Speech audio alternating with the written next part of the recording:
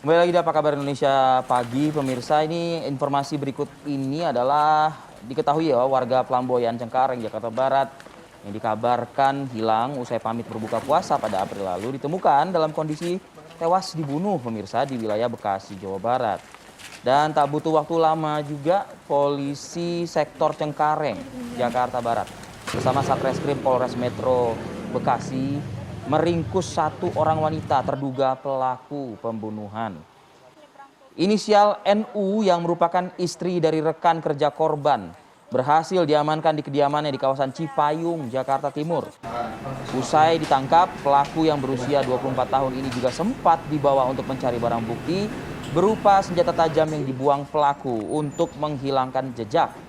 Dan dari hasil penyelidikan sementara, diketahui bahwa motif tersangka tega menghabisi nyawa korban karena cemburu antara korban dan suami tersangka diduga memiliki hubungan dekat sejak 4 bulan terakhir. Sebelumnya korban sempat dikabarkan hilang dan profilnya juga ditayangkan dalam program Apa Kabar Indonesia Pagi beberapa hari yang lalu. Atas perbuatannya, tersangka terancam dikenakan pasal 340 Junto 338 KUHP tentang pembunuhan berencana dengan ancaman hukuman 15 tahun penjara. Ya, ini adalah tampilan grafis informasi yang kami tayangkan beberapa hari lalu, pemirsa, di mana anggota keluarga sudah sangat kesulitan mencari keberadaan sehingga akhirnya meminta media dalam hal ini TV One untuk membantu menyebarluaskan informasi walang hilang tersebut, pemirsa. Dan kemarin setelah kami menayangkan beberapa hari lalu, kemarin pihak keluarga akhirnya mengabarkan kepada redaksi kami, kepada produser kami, bahwa yang bersangkutan telah ditemukan dalam kondisi tidak bernyawa dan juga kondisi yang memprihatinkan. Innalillahi wa inna ilaihi rajiun.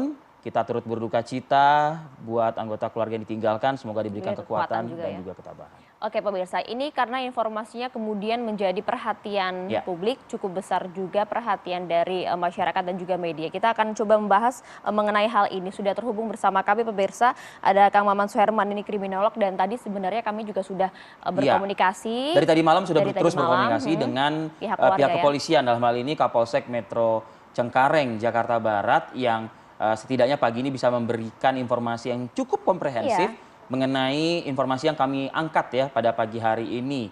Sambil menunggu sambungan kita dengan pihak kepolisian dan juga pihak keluarga dari korban, kita coba berdiskusi dulu dengan Kang Maman selaku kriminolog ya. Ya Kang Maman, tentu Kang Maman juga mengikuti juga informasi ini. Ini turut menyita perhatian.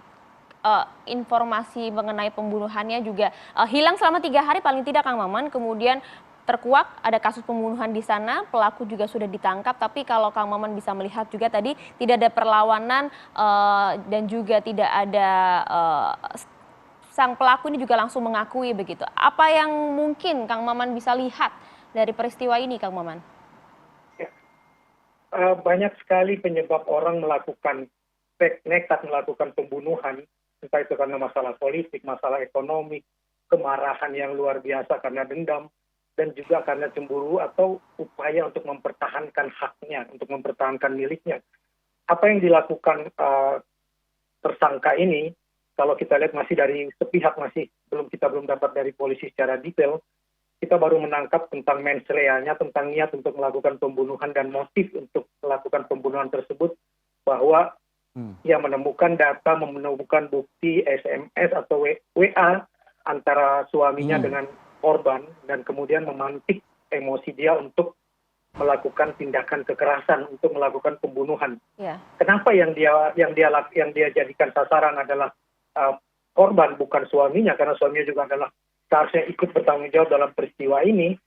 Biasanya korban kemudian pelaku memilih korban yang lebih lemah, yang dipikir oleh dia bisa dia taklukkan. Itu yang pertama. Yang kedua, dia pasti juga akan berpikir bahwa kalau yang hal ini dilakukan pada suaminya, dia tidak cuma bisa menyelesaikan masalah cinta segitiga ini, tapi juga akan kehilangan suaminya. Jadi dia pasti memilih risiko yang lebih sedikit yang bisa dia terima. Dan setelah dia analisa, mungkin dia temukan bahwa korban ini lebih lemah dari dia, dan kemudian dia cukup menyiapkan sejumlah alat untuk melakukan niat menghilangkan korban tersebut. Dan betul kalau kita lihat yang dikenakan adalah pembunuhan berencana karena semua alat untuk menaklukkan korban, untuk membunuh korban itu dia siapkan betul. Ya Kang Maman, pembunuhan berencana betul karena sudah dipersiapkan juga skenarionya, bahkan juga alat pembunuhan. Pihak kepolisian menyatakan Kang Maman ini termasuk atau tergolong sebagai pembunuhan yang cukup sadis begitu. Tes kejiwaan terhadap pelaku juga akan dilakukan. Tapi kalau dilihat dari segi kriminalitasnya begitu ya Kang Maman, apakah kemudian hal semacam ini dilakukan oleh wanita berusia sekitar 20 tahun Masih belia ya? masih belia juga? Apakah ini kemudian harus dikategorikan memiliki gangguan kejiwaan atau tidak? Ataukah ini mungkin normal dengan kondisi-kondisi yang tadi Kang Maman sudah sampaikan? Kita belum bisa melangkah lebih jauh karena belum ada pemeriksaan terhadap hal tersebut. Tetapi apakah ini pembunuhan, itu yang pasti bahwa telah terjadi pembunuhan dan ada orang yang mengaku telah membunuh. Persoalannya apakah dia melakukan itu sendiri atau bersama-sama, itu yang belum kita ketahui kan. Karena bisa jadi saja beberapa kasus ada yang disembunyikan misalnya karena misalnya terlibatnya orang lain. Dan dia tidak mau orang lain itu juga ikut bertanggung jawab dengan kasus ini misalnya. Itu yang belum bisa kita dapat infonya karena menurut polisi dan menurut pengakuan korban pelaku, dia satu-satunya pelaku tersebut. Nah, itu yang tadi mungkin juga dicurigai oleh Maria dan juga oleh Arif Fadil tadi, kok bisa dia bisa melakukan pembunuhan seorang diri. Nah, ini yang harus ditelusuri lebih lanjut.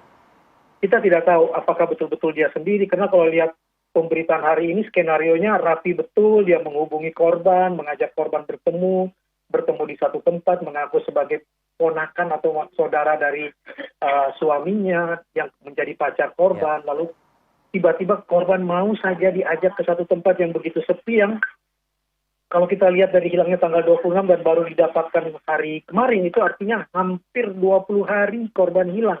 Artinya tempat itu begitu sepi, berarti bisa diduga pelaku sebelumnya sudah mencoba mencari tahu lokasi di mana dia bisa melakukan niatnya tanpa orang lain tahu.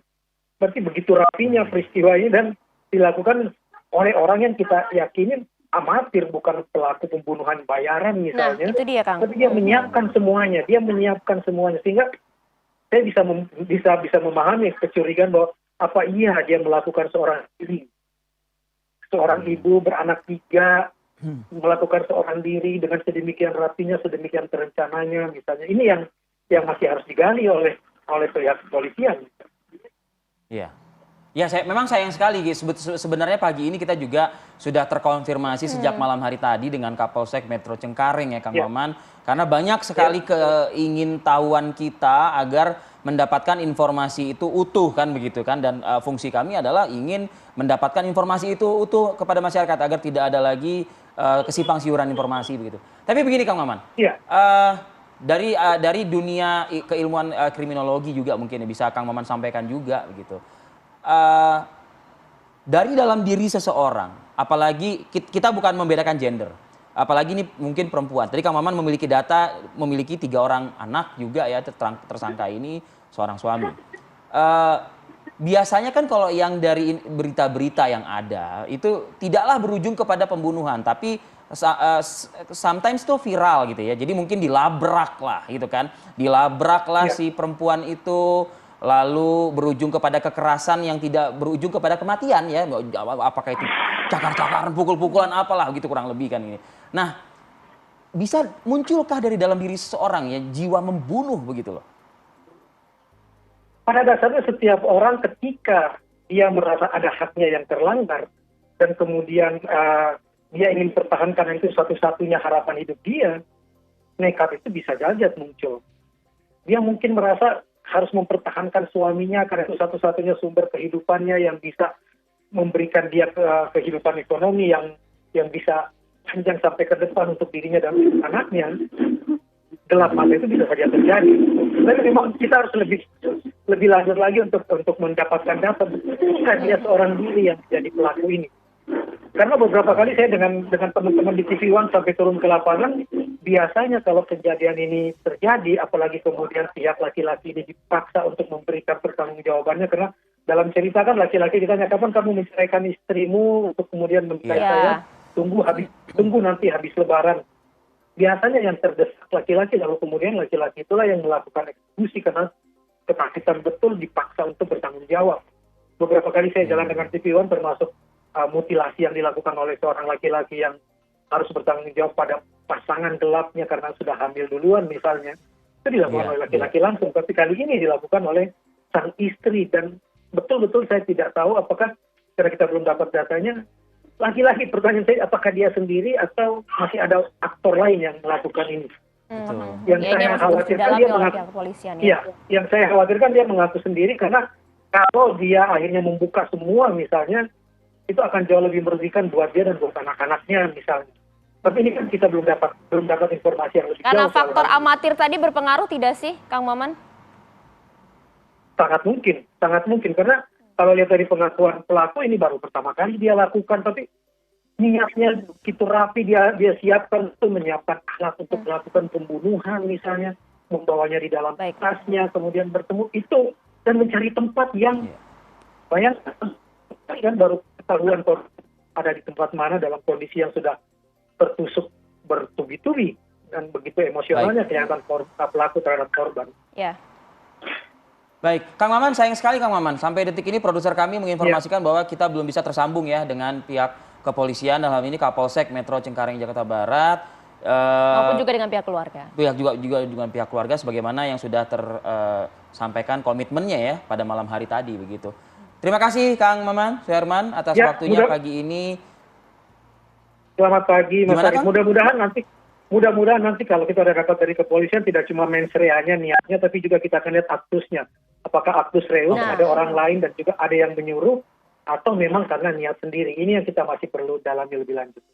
Oke. Ya nanti semoga informasi utuh juga bisa disampaikan oleh pihak kepolisian ya Kang Maman. Terima kasih banyak Kang Maman waktunya pagi hari ini. Salam sehat. Assalamualaikum. Assalamualaikum. Waalaikumsalam.